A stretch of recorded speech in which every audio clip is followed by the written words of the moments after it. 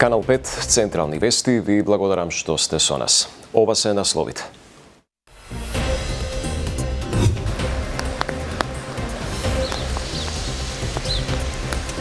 Без транспаренти и без говори, во Кочани одржан тивок марш за трагедијата. Се бара одговорност за загинатите. Од утре првите исписи на пациенти од болниците во земјава. Неделава се очекуваат и од странство. Очекуваме среда или четврток првите пациенти да се враќаат. 5 мина од повредените кои се лекуваат надвор од Македонија во критична состојба. Откажан или закажан?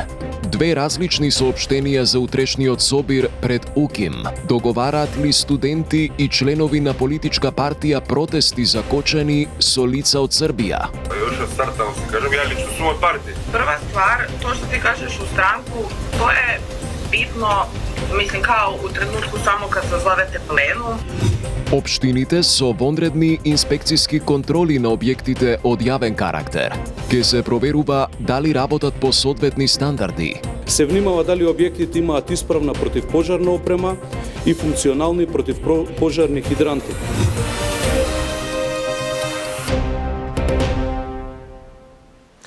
Една недела по трагичниот пожар во дискотеката во Кочани, во кој што загина 59 млади луѓе, во повеќе градови низ Македонија се одржуваа мирни собири за оддавање почит и за барање одговорност. Во Кочани пак се одржа и марш со молк. Таму беше Михајло Видимлиски. Без транспаренти и без собраќања, голем број на граѓани на Кочани денеска се собра и одржаа марш со молк. Во голема колона поминаа покрај некои од институциите.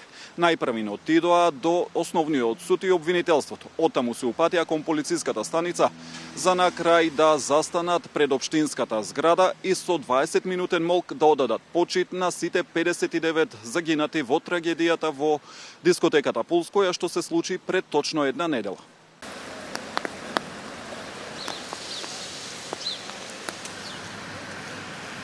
Иако официјални изјави немаш, сепак еден од организаторите им се обрати на насобраните граѓани. Рече дека пораката и до сите партии е една и иста. И до власта и до опозицијата. Освестете се.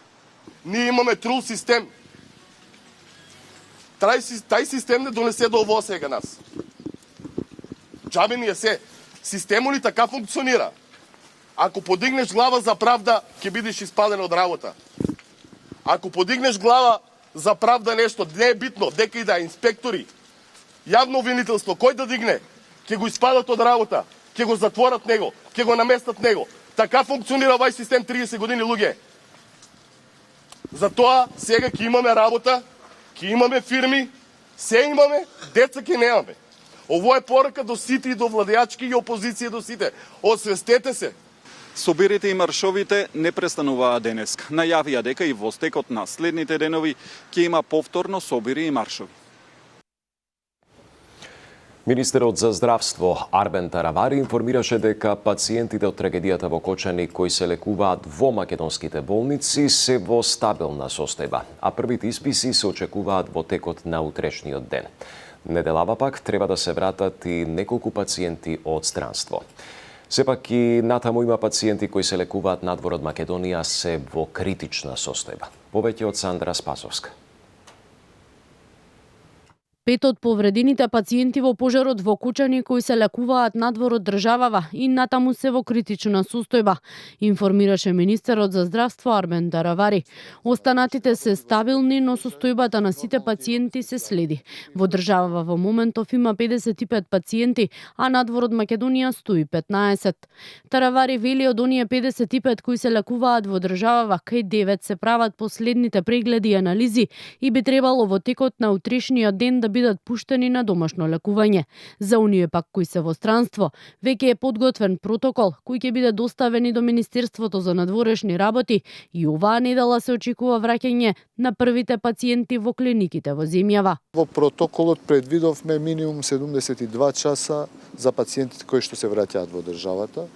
Значи да бидат најавени од болниците, практично очекуваме среда или четврток првите пациенти да се враќаат. Ќе имаме специјални екипи кои што ќе работат со овој протокол, ќе се придржуваат на информациите за состојбата на пациентот. Нормално ќе има специјална екипа која што ќе ги прифаќа, специјални возила што ќе ги пречекаат, ќе ги сместуваат во болниците. Првата тријажа ќе се направи во болницата од кај што е пуштен пациентот, па ќе бидат хоспитализирани во болници кај што треба. На клиника има 27 пациенти, 10 се хоспитализирани во клиниката Светина Омохридски, исто толку има и во ГОП 8 септември и 8 пациенти се лекуваат во приватните болници во земјава.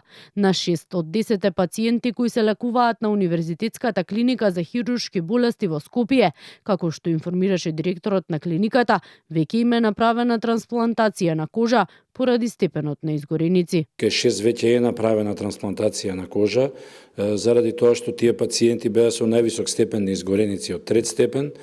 Кај останатите пациенти продолжуваат редовните преврски и веќе во наредната недела, според овие планови кои што ги имаме за сега, иако морам да повторам дека ситуацијата е многу флуидна, може да се смени од час во час, се планираат првите испусти, односно првите испишувања дома во текот на следната недела. Таравари вели најтешките пациенти кои се лекуваат надвор од Македонија се во Србија, Бугарија и Грција. И според него, со оглед на состојбата, тоа се пациенти кои најдоцна би се вратиле во државава. 17 пациенти од Кочани се лекуваат во Белград. Од тамошниот клинички центар велат дека од нив двајца се на респиратор, но нагласуваат дека сите се во добра состојба и постоперативно без проблеми. И далje se, znači 17 pacijenata nalazi u urgentnom centru Kliničkog centra Srbije. Od njih dvoje zahteva mehaničku ventilaciju. Od primljenih pacijenata dvoje je operisano, jedan u petak, jedan u subotu.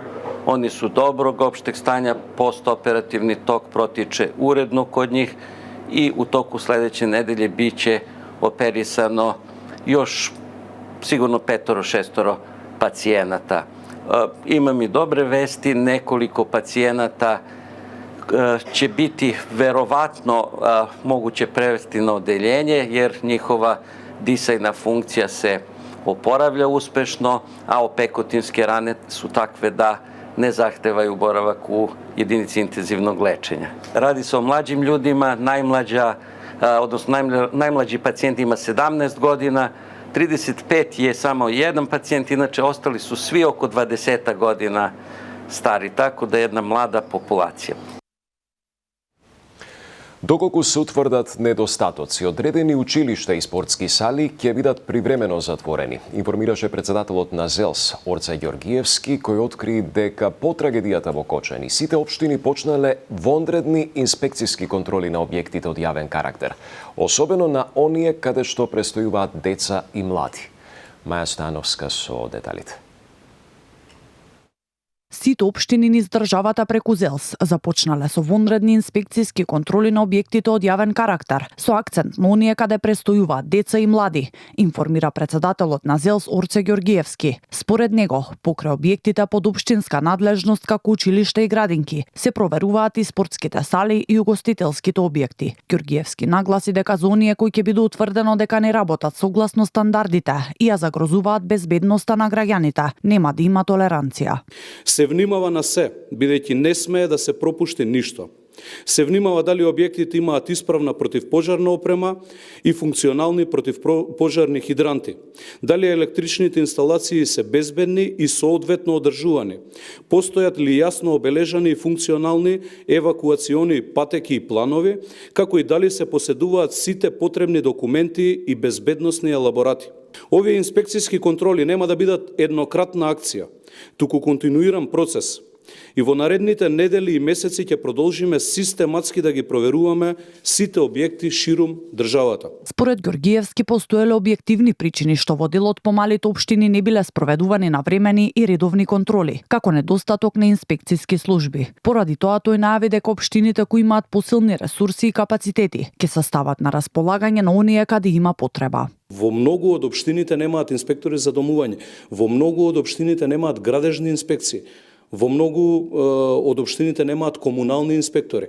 И ние ќе треба тоа заеднички да го решаваме во наредниот период. Како ќе го решаваме? Оние општини кои што сме со поголем капацитет на човечки ресурси во тој дел, По извршените проверки, како што е во мојата општина конкретно, ќе пристапиме кон тоа да спроведеме меѓуопштинска соработка и да нашите инспектори ги ставиме во функција на останатите општини до моментот додека не се обезбедат соодветен инспектор за одредена позиција. Детален пресек околу тоа што покажале досегашните контроли низ општините. Ѓоргиевски најави по утрешната седница на управниот одбор на ЗЕЛС. Тој информираше дека во општина Киселавода по извршените проверки во градинките, училиштата и спортските сали не биле утврдени неправилности.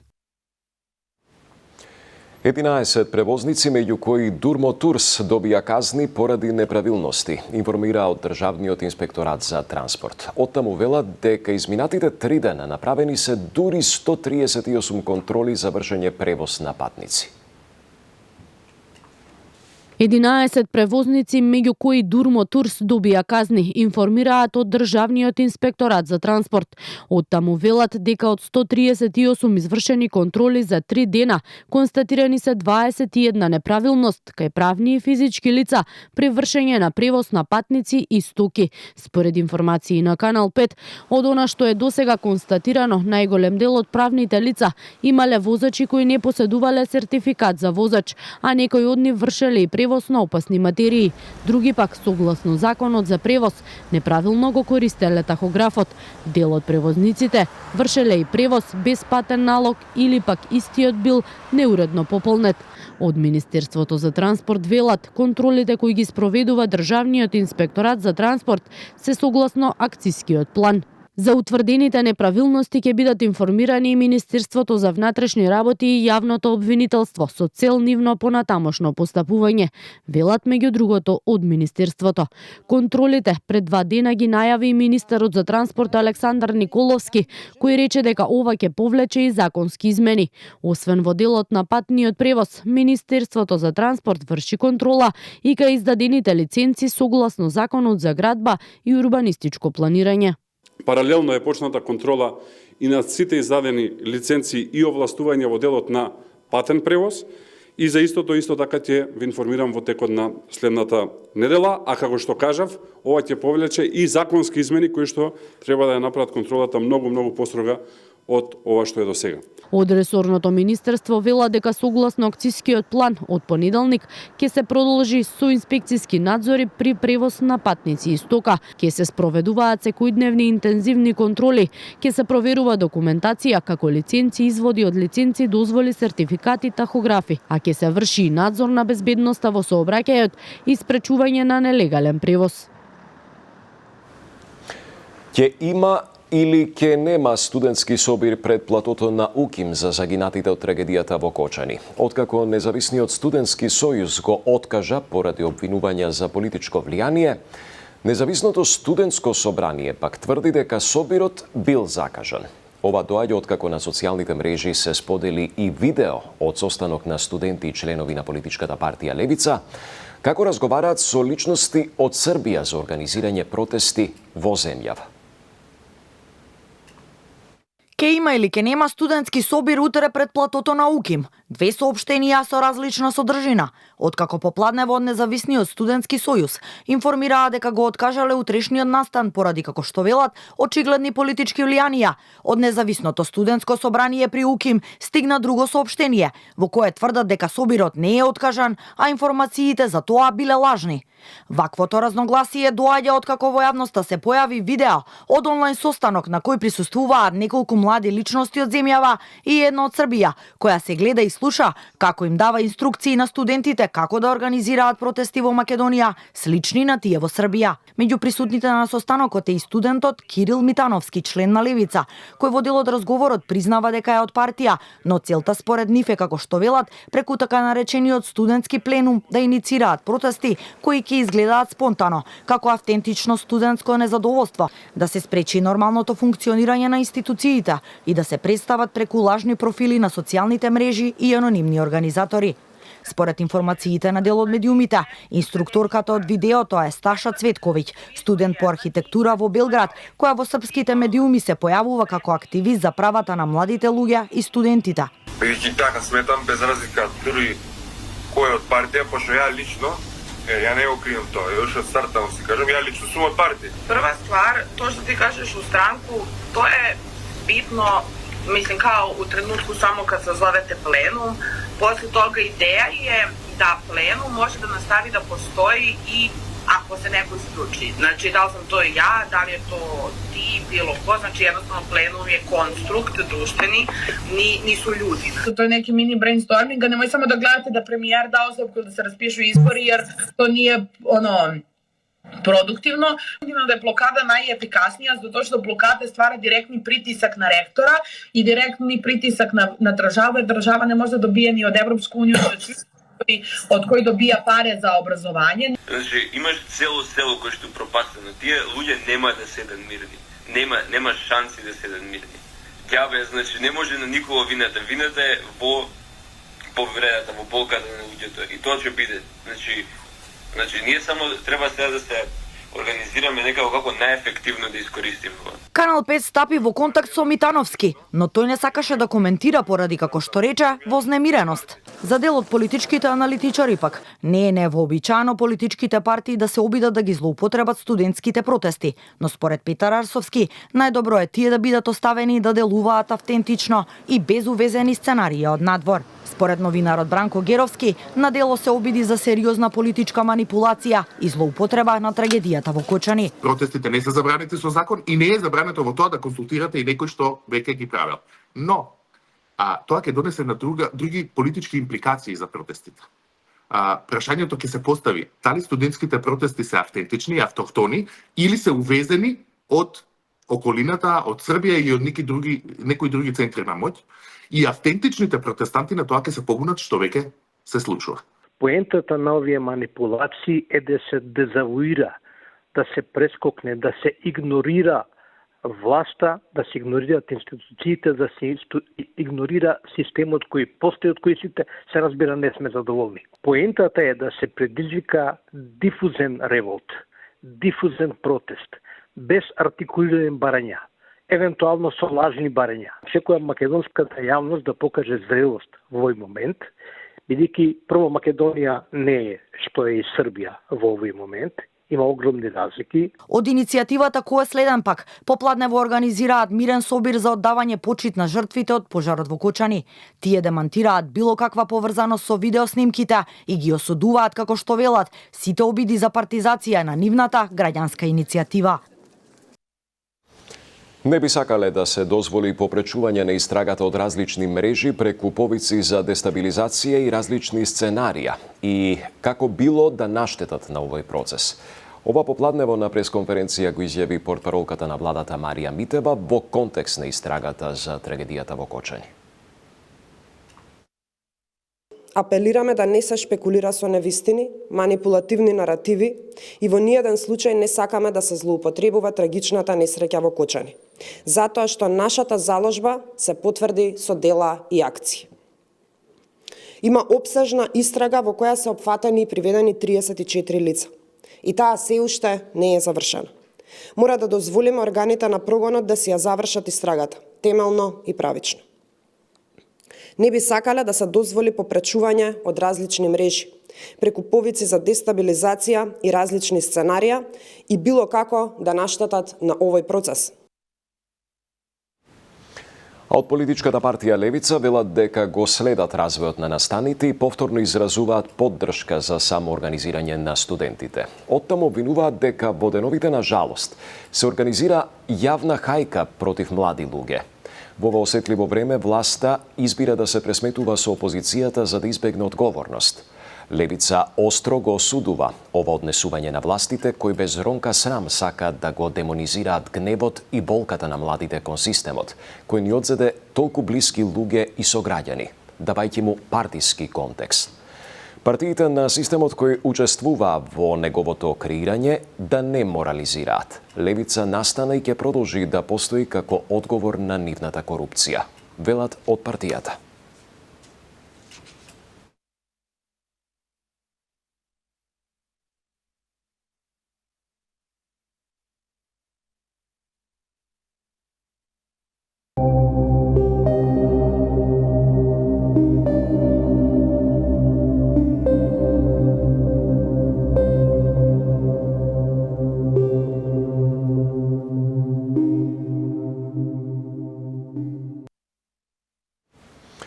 По минато неделната репортажа и уреднички коментар на Александар Видиновски, од АД Бутел реагира. Ова е епилогот од објавениот случај на наш сограѓанин, кој беше погребан буквално во депонија, како и за состојбата и реакциите за нехигиената на најголемите гробишта во државата. По репортажата на Канал 5 за состојбата на најголемите гробишта во Скопје и случајот на наш сограѓанин кој беше погребан буквално во дупка со смет, од управата на АД Бутел реагира. Ова е резултатот на нашата репортажа. Прво, јавно, пред целата јавност, да се извиниме на семејството и на сите луѓе кои што биле присутни на тој погреб за неминалата случка што им се случила. Второ, во согласно со семејството, телото на починатиот е есхумирано и повторно погребано, овој пат на достоинствена локација, со тоа барем делумно се ублажи болката на овие наши сограѓани. Трето, оваа локација е целосно исчистена и делумно уредена. Дивата депонија веќе не постои, а отпадот е заграден да не се разнесува со секој ветер. Четврто, добиено е ветување дека ќе се направи напор општата хигиена на гробиштата генерално да се подобри. Задоволни сте во каква состојба се градските гробишта Бутел? Па делумно сме задоволни. Знаете, секогаш може подобро и подобро. Горе доле сме, да, генерално сме задоволни, но секогаш може и подобро и секогаш се трудиме да бидеме подобро. И покрај тоа што даде Бутел велат дека генерално се задоволни од хигиената, при нашата повторна посета на гробиштата, веднаш забележавме отпадоци кои се расфрлени на местото кое само по себе треба да биде достоинствено. Сепак, желба за подобрување има. За жал, таква не видовме кај надлежните од град Скопје. Околината на гробиштата е навистина во катастрофална состојба за која нема никакво оправдување. Најава дека тука нешто ќе се промени, за сега нема. А граѓани на населбата Топанско поле во Скопје се жалат дека живеат меѓу дива депонија. Велат дека се плашат од можни зарази и бараат од службите да им постават контейнери за да има каде да го фрлаат ѓубрето. Од општината пак тврдат дека го чистат ѓубрето на улиците, додека пак од градот Скопје прстот го вперуваат кон несовесните граѓани. Јорданчо Цветановски. Општина Чаир, населба Топана. Ова е секојдневната слика со која заспиваат и се будат жителите на улица Славе Планина, која се наоѓа на 10 метри од главна улица во општината. Оваа депонија не се наоѓа негде надвор од Скопје, туку на 10 метри од главна улица во Чаир во населбата Топана. Тука луѓето со месеци мора да дишат неподнослива смрдеа. Жителите кои живеат во близина се згрозени од ваквата слика. Велат се плашат за нивното здравје и здравјето на децата. Апелираат службите да им постават контейнери за да има каде да го фрлаат ѓубрето. Ова смет што го гледаш позади нас веќе повеќе од 3 месеци. Се пожаливме во општина Чаир, пуштивме преку имејл, се јавивме телефонски. Човекот си кажува дека не е до него, дека е до град Скопје. Пуштевме емејл, се јавивме кај господјата Даниела Арсовска. Од таму нема никако абер. Не знаеме понатаму како да реагирам.